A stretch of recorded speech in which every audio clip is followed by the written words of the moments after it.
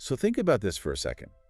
If every little thing, a nasty email, some minor irritation, a sudden change of plans, if it gets under your skin, you are moment by moment just giving away your power. Yeah.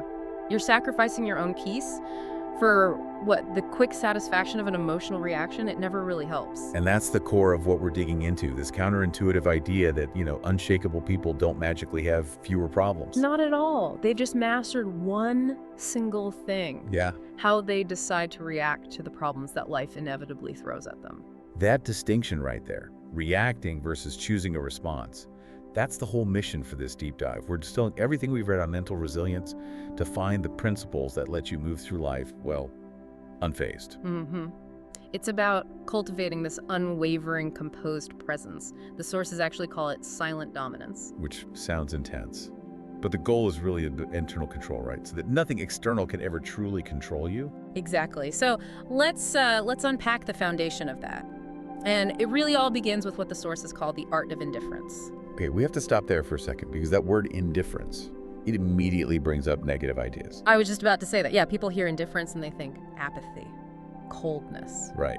Yep. Is that what we're aiming for? Yeah. To just not care about anything? Absolutely not. No. Apathy is giving up. It's a lack of feeling. Indifference, in this context, is strategic. It's an intentional detachment. Okay, so it's a tool. It's a tool. It's recognizing the psychological leverage you lose the moment you let external events, the traffic jam, the rude boss, whatever, dictate your internal state. So if my mood is controlled by outside factors, I'm basically the puppet. Precisely. You become fragile. Real strength is training your mind to remain unmoved, which makes you the master of your own destiny. The sources are so clear on this. The world bends to people who stay calm when everyone else is in chaos. And that caps right into that core idea of self-mastery, that thought precedes action. I mean, what you think, what you rehearse in your head, that's what you become. Yes. If you're constantly indulging the impulse to, say, rage or worry, you're just cementing yourself as a reactive person. And that takes up so much energy. It's a constant leak of energy. No. This unwavering mindset is all about protecting that energy. All right, that all sounds great, but that impulse to react, it's so visceral. It feels hardwired.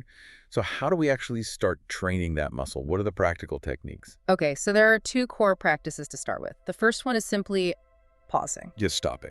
Just stopping. When you feel that surge of frustration or anger, you have to practice inserting a delay.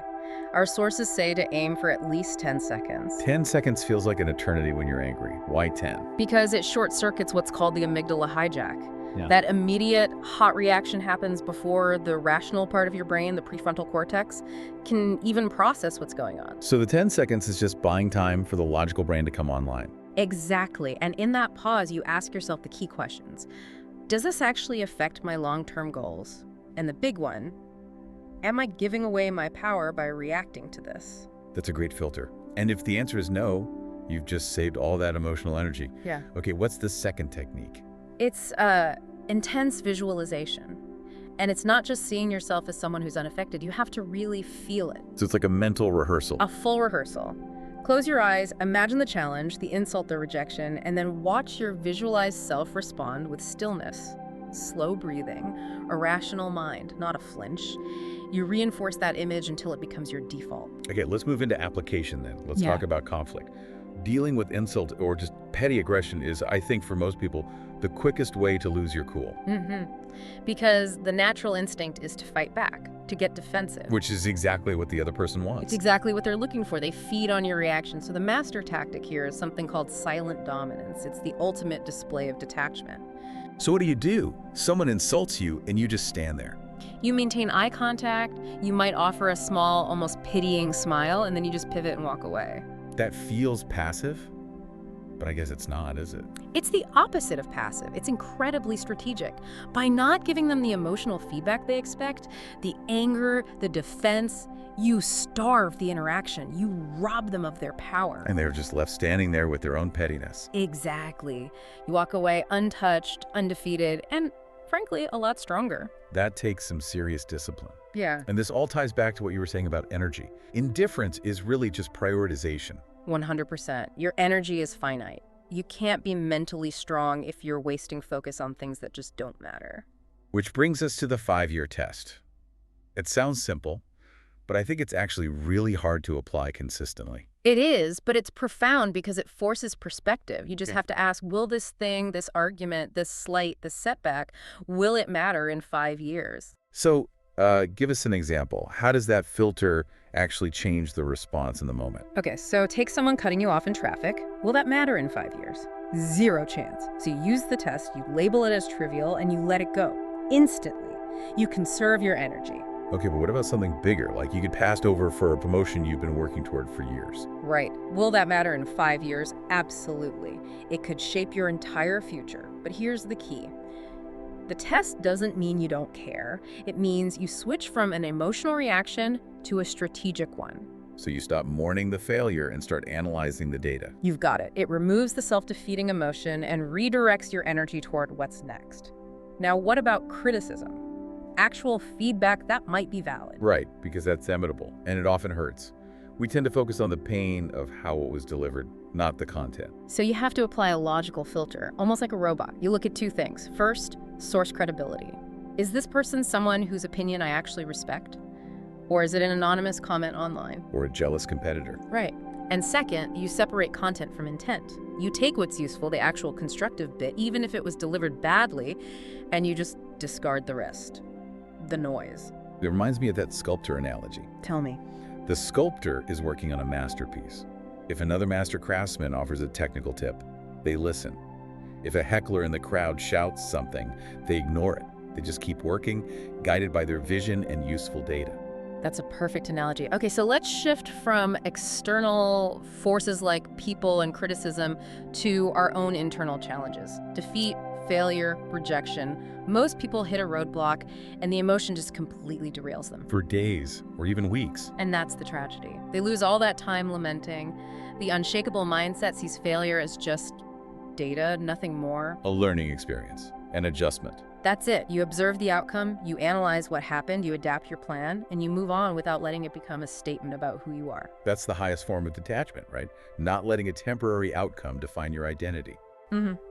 And this connects directly to why you need self-validation. Seeking approval from others is so dangerous because it puts your sense of worth in their hands. And people are unpredictable. Completely. If you need someone else's validation to feel worthy, you've already given up control. Real confidence has to come from self-reliance. So freedom is when you finally release that need to be universally liked, which is an illusion anyway. It's a total illusion. You have to be the one to acknowledge your own progress, celebrate your own small wins. When you really know your own worth, external approval becomes, a nice bonus, not a necessity. And when it's not a necessity, you're untouchable. Let's shift to another guarantee in life. Pressure. Why do so many people crack when the heat gets turned up?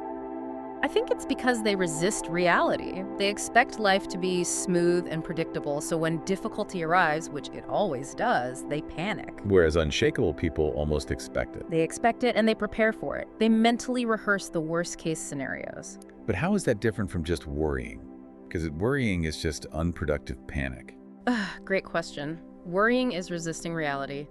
Mental rehearsal is planning for reality. It's the difference between, I hope this goes well, and systematically walking through every potential disaster. The tech fails, a key person asks a hostile question, and pre-planning your calm, logical response for each one. So they've already accepted the stress as part of the deal. They're just focused on execution. Precisely. They prioritize logic over panic. A seasoned warrior doesn't wish for an easy battle. They expect resistance, they stay composed, and they focus on the next move. That composure is a practiced skill. This feels like a good transition into the ultimate strategic tools, starting with the quietest one, silence. In a world that is so noisy, how is being silent a power move? Because the person who speaks less holds more control. It's that simple. Words reveal your position, your thoughts. Silence conceals them. So you force the other person to fill that void. Exactly. And in that vacuum, they often reveal their strategy, their insecurities, their real intentions. Give me a practical example, like in a business negotiation. Okay, someone makes an offer. Instead of jumping in, you just respond with silence. You let it stretch for an uncomfortable few seconds. The pressure builds entirely on them. They start to doubt themselves. They do. They feel they have to break the quiet. And often they'll offer a compromise, or a better term, just to ease that tension that they created. Your silence just extracted leverage for you. And on a personal level, if someone's trying to provoke you, Staying silent forces them to just sit with their own aggression. Yes. You're not feeding it. You become an observer, not a participant. And talking less lets you notice more. The hesitation in their voice, the contradictions. You go from being a reactor to being a strategist. Okay, so the final pillar here seems to be about radical acceptance. This idea of letting go of the need to control things that are just, well, outside of our control. Because all suffering really comes from clinging too tightly to a specific outcome, whether it's a job offer or a relationship. That clinging makes you fragile. And the sources use that river metaphor, right? Yeah, which I love. The water just flows around obstacles. It adapts. It never wastes energy trying to fight the rock in its path. It just finds a new way forward. So we reserve our energy for the things we can control, our effort, our preparation, our thoughts, and we consciously let go of the rest. But that's a skill you have to practice daily. Start really small. Practice accepting the minor frustrations, the long line at the store, the slow Wi-Fi. Those are low-stakes chances to build resilience for the big stuff. If you resist the inevitable, you guarantee you'll suffer. Exactly. If you accept and adapt, you just move forward, saving your strength for what really matters. Wow. So if we pull all of this together, true power isn't loud or aggressive at all. It's this quiet, unshakable, self-accepted presence that's built on discipline and control over your own internal reactions. It's the ultimate shift, really, from being a reactive product of your environment to being the architect of your own fate. By mastering silence, indifference, and detachment, you become untouchable, because nothing external can truly get in and control your inner state. And as we close out this deep dive, we want to leave you with one final thought. The sources are so clear that this kind of mental strength, this unwavering quality, it isn't built in some grand gesture. It's built in the small, grinding, everyday moments. Yeah, it's choosing that 10-second pause over the immediate shout. It's choosing silence over that pointless argument. It's choosing discipline over comfort. So we'll challenge you with this. Find just one small daily act of mental resistance, a moment where you feel that urge to react, but instead you choose stillness. You choose silence, and you commit to that one single action to begin forging your own unshakable mind.